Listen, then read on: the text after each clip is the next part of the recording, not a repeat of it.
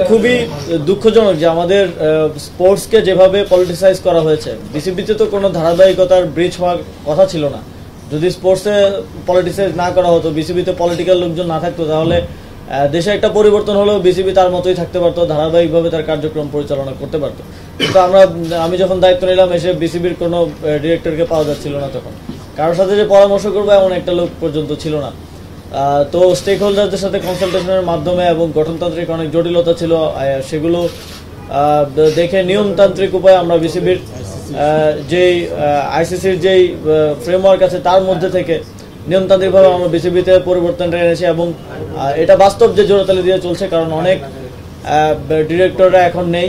এবং কিভাবে নতুন ডিরেক্টর বা আমরা যে বিসিবির গঠনতন্ত্র আছে তার ভিত্তিতে নতুন ডিরেক্টরদেরকে আমাদের নিতে হবে। এবং সেটা নেওয়ার ক্ষেত্রেও কিছু চ্যালেঞ্জ আছে, যেমন আমাদের ক্রীড়া সংস্থাগুলো এখনও পুনর্গঠন হয়নি, পুনর্গঠনের কার্যক্রম চলমান আছে, আপনারা জেনেছেন।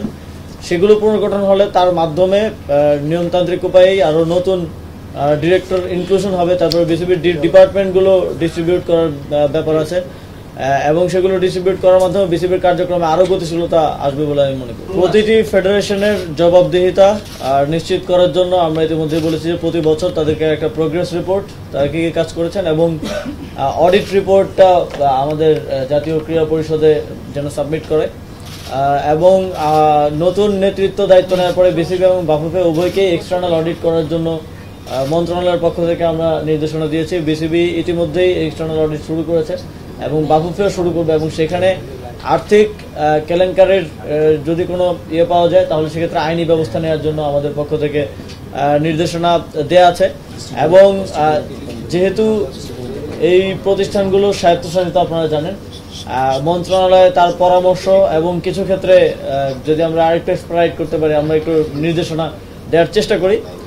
তবে দিন শেষে সিদ্ধান্ত এবং যেই তার বাস্তবায়ন সেটা ওই ফেডারেশনই করে থাকে। এবং আপনারা এই প্রশ্নগুলো আমাদের পাশাপাশি তাদেরকে বেশি করলে, বিকজ ওনাদের রিলেটেড ইস্যুস, ওনাদেরকে আপনারা এই জবাবদিহিতাটার মধ্যে আনবেন, যেহেতু আপনারা স্পোর্টস সাংবাদিকতা করেন অনেকে। ক্রীড়ার ক্ষেত্রে আমরা মনে করি যে যার যেটা কাজ তার সেটা বাস্তবায়ন করা উচিত। আমাদের কাজ হচ্ছে এই স্পোর্টস ইনফ্রাস্ট্রাকচারগুলো খেলার উপযোগী করে, স্পোর্টসের ব্যবহার উপযোগী করে ফেডারেশন কিংবা বোর্ডগুলোকে দেয়া। এবং এই কাজটা, এই দায়িত্বটা আমরা আমাদের দিক থেকে পালন করতে চাই। আমাদের দিক থেকে আমরা আমাদের কোনো দায়িত্ব অবহেলা করতে চাই না। এবং যেই জবাবদিহিতার কথাটা আপনি বললেন, আমাদের সময় আমরা বারবারই বলছি যে জবাবদিহিতা নিশ্চিত করা হবে। এবং যদি এই ধরনের কিছু থেকে থাকে, বিসিবি কিংবা বাফুফে কিংবা অন্যান্য সকল ফেডারেশনের সাথে আমরা সে বিষয়ে খুব দ্রুতই ব্যবস্থা নেব।